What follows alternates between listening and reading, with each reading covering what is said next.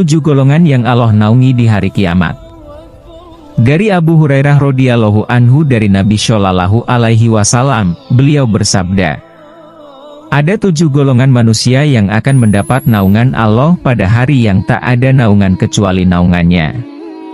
1. Pemimpin yang adil. Dia adalah manusia yang paling dekat kedudukannya dengan Allah Subhanahu wa Ta'ala pada hari kiamat.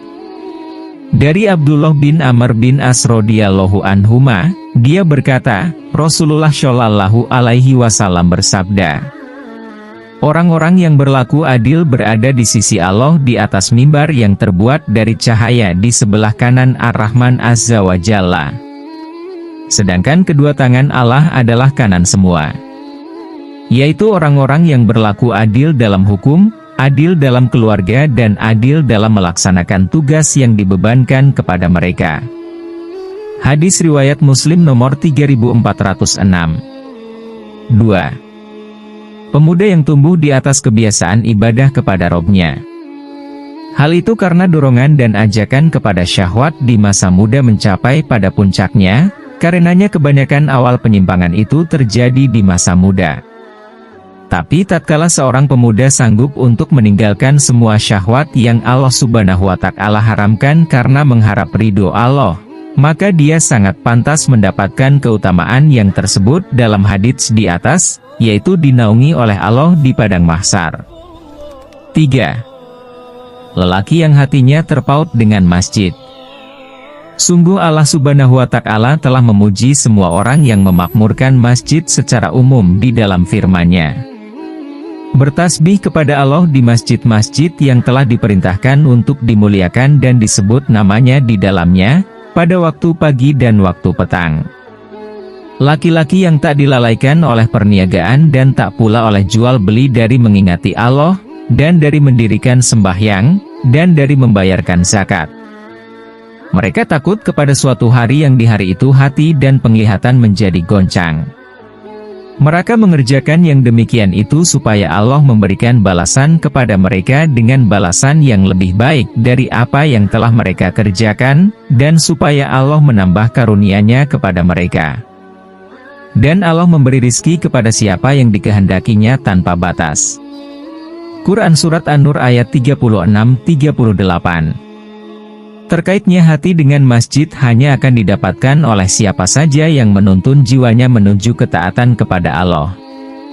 Hal itu karena jiwa pada dasarnya cenderung memerintahkan sesuatu yang jelek.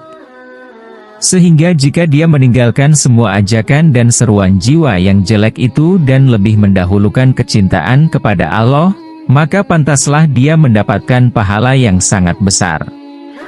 4. Dua orang yang saling mencintai karena Allah, sehingga mereka tak bertemu dan tak juga berpisah kecuali karena Allah. Kedua orang ini telah berjihad dalam masjid melawan hawa nafsu mereka.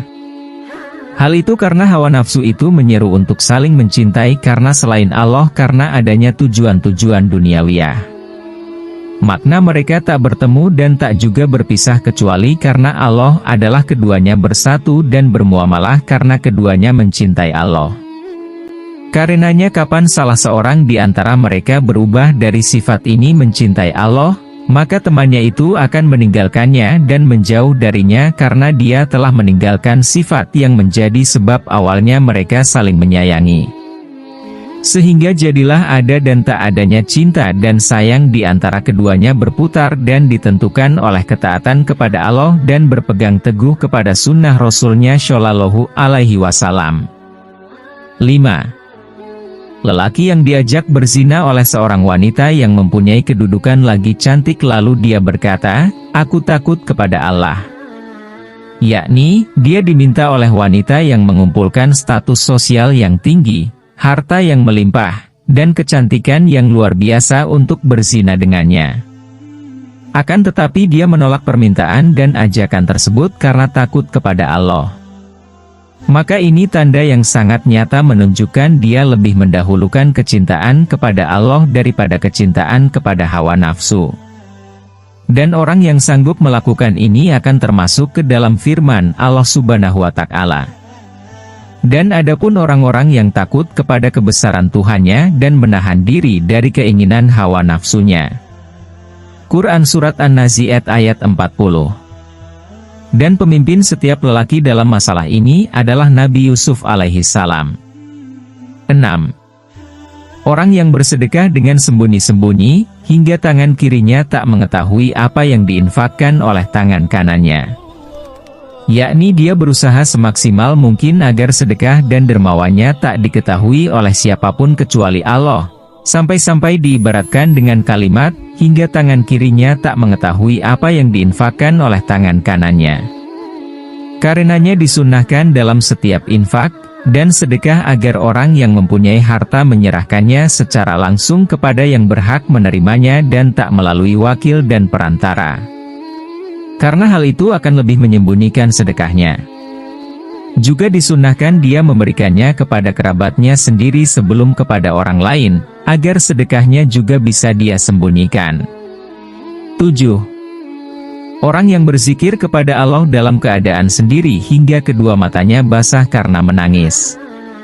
Ini adalah amalan yang sangat berat dan tak akan dirasakan kecuali oleh orang yang mempunyai kekuatan iman dan orang yang takut kepada Allah ketika dia sendiri maupun ketika dia bersama orang lain.